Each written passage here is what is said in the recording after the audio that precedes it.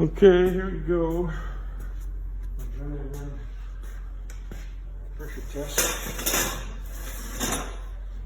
Now again, we plugged up all the holes, seal everything up, and shoot air into it with the regulator. 6 to 8 pounds, not a lot of pressure. We use dish soap. Dish soap if there's any bubbles or any air leaks, it'll show like, and there's not very much pressure in it. Oh, very low.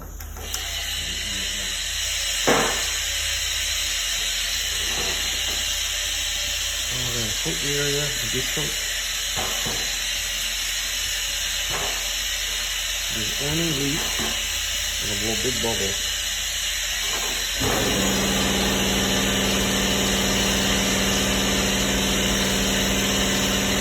If it's just loose, you can see the bubble. If there's any leaks here, in the hole,